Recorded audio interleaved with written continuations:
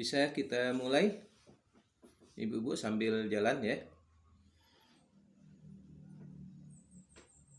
Ya, baik, kita sambil mulai.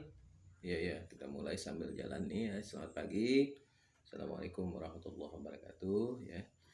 Ya, hari ini kita akan membahas tentang uji validitas ya. Instrumen ya. Instrumen kita lihat bahwa sebagai alat pengumpulan data ya. Jadi kalau alat pengumpulan datanya sudah valid dan reliable, maka instrumen itu bisa digunakan sebagai alat pengumpul data. Jadi pentingnya uji validitas dan reliabilitas ini, ya, sehingga data itu bisa kita gunakan, instrumen itu bisa kita gunakan dalam pengumpulan data. Ya. Dalam penelitian data itu sangat penting. Nah, sekarang ini kita praktekkan ya dalam tabel macam ini. Datanya kita entry, datanya ini skalanya ini adalah skala Likert ya. Ada dua skala Guttman dan skala Likert ya. Kalau skala Guttman itu skalanya adalah 12 atau 01 ya. Nah, 12 ya tidak, misalnya kan kita coding ya. Di coding itu, tapi dalam skala Likert ini codingnya adalah satu sangat setuju, jadi sampai 4 atau 5 item ya, 5 penilaian ya, kita scoring ya, nilai scoringnya misalnya sangat setuju sekali, sangat setuju, tidak setuju, misalnya sangat tidak setuju, akan begitu ya. Nah, ini di coding. Baik, dalam kuesioner itu kita bagi dulu ya, dalam kuesioner itu kita bagi menjadi dua. Ya, ada yang favorable, ada unfavorable ya. Jadi atau yang biasa disebut dengan istilah positif dan negatif ya. Nah, kemudian dari data itu tadi kita sudah membahas tentang favorable, unfavorable dari kuesioner yang kita buat. Maka dari kuesioner itu kita kumpulkan datanya sesuai dengan skalanya ya. Apakah dia skala Likert atau skala Guttman ya. Nah, skalanya itu kemudian baru kita entry di sini. Di sini ada dua, ada data view, ada variable view ya. Kita masukkan sini, masukkan sesuai dengan kuesioner satu-satu ya. Masukkan di sini yang 5, 4 misalnya ya. Dimasukkan satu-satu. Nah, ini sesuai dengan isi kuesioner. Nah, dia kalau misalnya yang favorable tadi semakin besar, misalnya sangat setuju sekali, kita berikan skor 5 misalnya. Maka terbalik dengan yang unfavorable. Nah, kalau dia favorable, dia akan positif. Jadi nilai yang sangat setuju itu menjadi sangat tinggi, yaitu 5. Sementara yang unfavorable itu kebalikannya, yaitu 1, kan begitu. Nah, itu perbedaannya ya, antara yang favorable dan unfavorable ya. Nah, jadi kita balik, kalau misalnya dia favorable, codingnya di sini 5. Misalnya sangat setuju sekali. Tapi kalau dia unfavorable, maka dia menjadi 1. Nah, ini perbedaan antara skala nanti yang buat skala, kemudian pertanyaan yang favorable dan unfavorable. Kemudian setelah kita tahu tadi mana yang favorable, unfavorable, atau pernyataan positif dan atau negatif, kemudian datanya itu kita entry, kita masukkan di sini. Kita masukkan di sini sesuai dengan jumlah responden. Berapa jumlah responden di sini? Per item ya, per variabel. Ibu buat per variabel. Misalnya kalau ini terkait dengan sikap misalnya, maka di variabelnya itu variabel sikap satu-satu dibuat ya. Nah, ini kemudian di entry, dimasukkan datanya sesuai dengan jumlah responden. Berapa jumlah responden di sini? Nah, dan di sini adalah pertanyaannya. Di sini respondennya. Jadi kita entry berapa jumlah respon. Misalnya kalau ada 50 ya kita masukkan 50. Kalau ada 100 ya kita masukkan 100. Kemudian di sini demikian juga pada pertanyaan nomor 2 dari variabel sikap misalnya. Nah, ini kita masukkan dulu data-datanya di sini. Nah, bisa langsung ke, kalau misalnya tidak langsung ke SPSS, bisa juga melalui Excel. Nah, Excel ini bisa dimasukkan, Anda masukkan seperti itu, kemudian copy pindahkan. Nah, kemudian kalau tadi sini adalah data view, ya, ini data view, kita klik yang sini variable view. Nah, ini variabelnya, ya, variable view-nya. Ini variable view yang tadi data view. Ya, ini adalah variable view. Ya, kemudian dari variable view ditulis di sini. Misalnya tadi namanya apa, kan begitu ya. Nah, kalau dia misalnya Anda kasih scoring, Anda kasih nomor sini, nah ini bisa dikasihkan, klik di sini kasih nomor ya. Nah, kemudian kita klik analyze. Ini tadi kan sini, dan kita klik sini ya, maka muncullah seperti ini.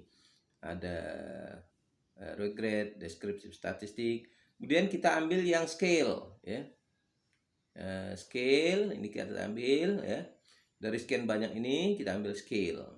Nah, dari scale baru kita data yang tadi di sini, ini kan data sebelah sini ya, sebelah kiri. Kemudian kita pindahkan ke sebelah kanan. Kita klik ini, masukkan entry, tadi masukkan sini ya. Nah, tadi setelah diklik maka muncul ini ya. Kemudian ini yang ini berada di sini di sebelah kiri. Kemudian kita klik masukkan sebelah kiri. Nah, kemudian kita klik di statistik ini ya, kita klik statistik, kemudian muncul item, scale if item delete. Nah, ini kemudian ini juga ya. Kemudian kita pilih none, ini tidak nampak apa tuh.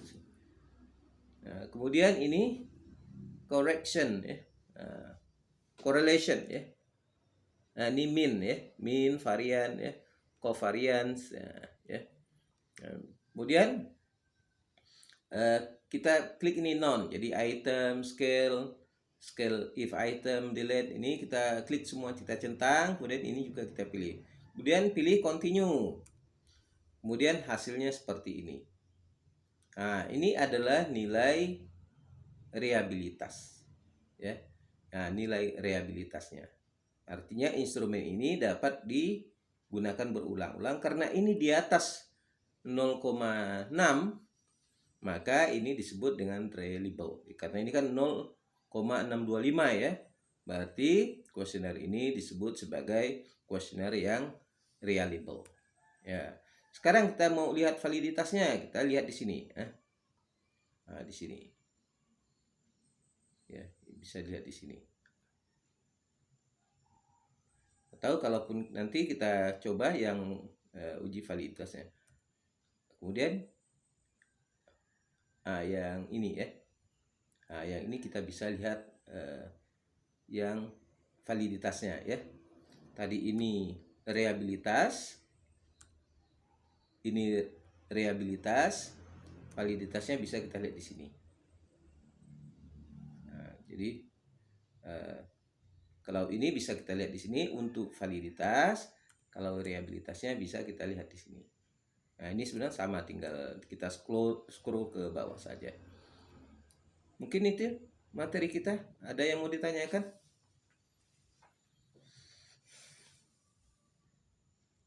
Silakan.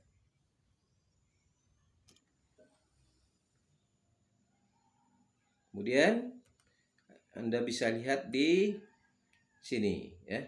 Nah, di sini untuk melihat validitasnya. Kalau tadi reliabilitasnya, nah ini reliabilitasnya. Kemudian kalau ini adalah validitas.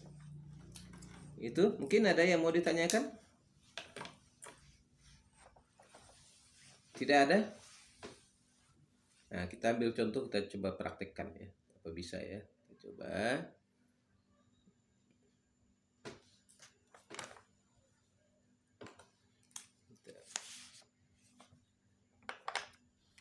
Kita coba buka SPSS-nya ya.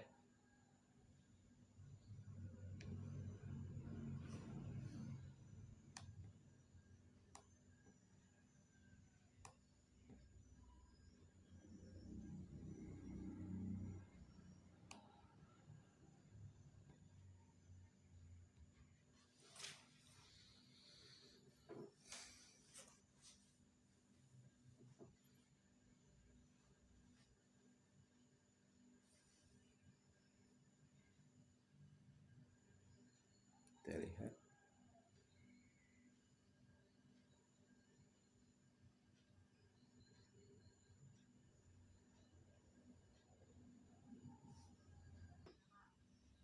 Ya, sekarang kita mulai dari ini.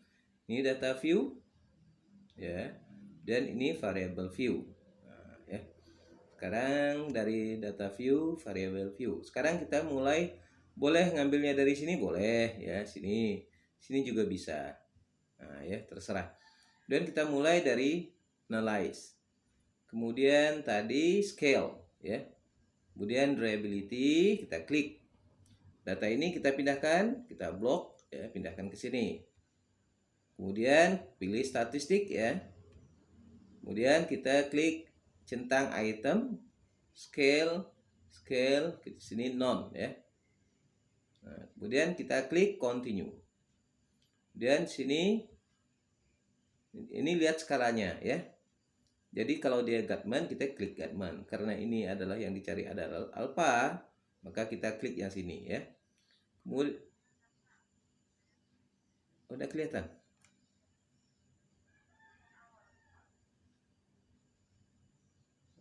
Coba saya tutup.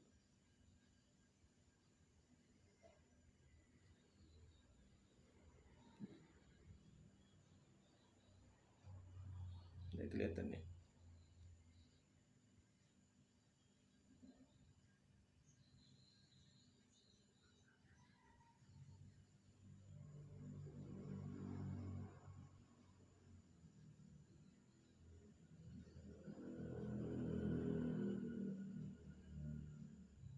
Kalau ini kelihatan.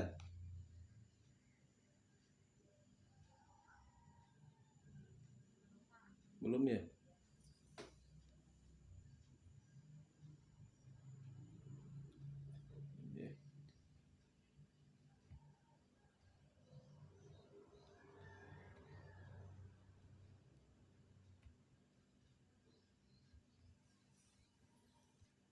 Kalau ini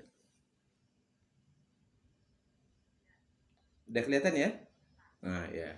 Yuk. Baik, kita mulai lagi ya dari awal. Di sini ada dua ya. Data view, variable view ya.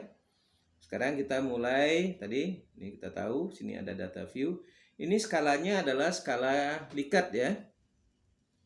Skala Likert. Mengapa disebut skala Likert? Karena tadi 1 sampai 5 atau 1 sampai 4 ya. Kalau skala Gatman dia 1212 ya. Jadi 2 ya tidak gitu ya. Nah, karena ini skalanya skala Likert, kemudian ini variable view, ini adalah variabelnya. Sekarang kita mulai langkah-langkahnya. Kita mulai dari analyze, kemudian kita pilih scale ya. Nah, ini pelan-pelan nih. Kemudian reliability ya. Klik reliability. Ini masih di sebelah kiri, kita blok ya supaya cepat ya. Kalau satu-satu bisa, tapi lama ya. Nah, kita blok satu-satu lah, satu kan gitu ya. Blok satu. Nah, kalau cepat kita blok saja. Blok, kita masukkan sini. Nah, setelah kita blok, kita pindahkan di sebelah item. Tadi dari sini, dari sebelah kiri, kita pindahkan item. Nah, posisinya sini adalah alpha ya. Mengapa? Karena di sini ada skalanya.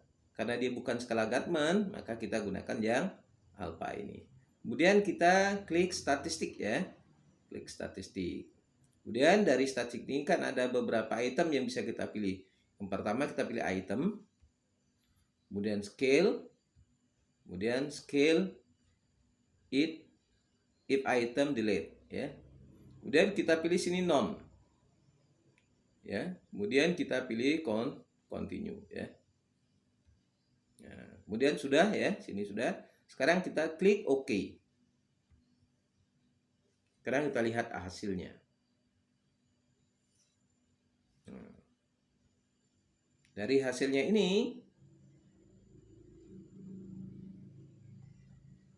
karena ini di bawah tadi, ini tidak valid ya. Tidak valid. Mengapa? Karena di bawah 0,6, malah minus ini. Berarti instrumennya itu tidak bisa digunakan, tidak valid, tidak reliable ya. Ini untuk menguji reliabilitas. Sementara di ini rata-rata minus di bawah 0,3361 ya. Maka ini juga tidak valid. Jadi pertanyaan kuesioner yang kita gunakan ini tidak valid dan tidak reliable ya. Nah, sekarang kita coba data yang lain lagi ya. Kita coba dulu data yang lain.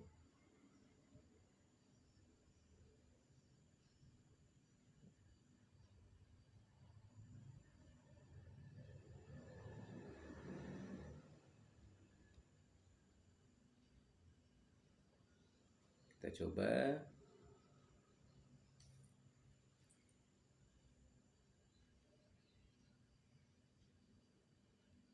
Kita close dulu ya.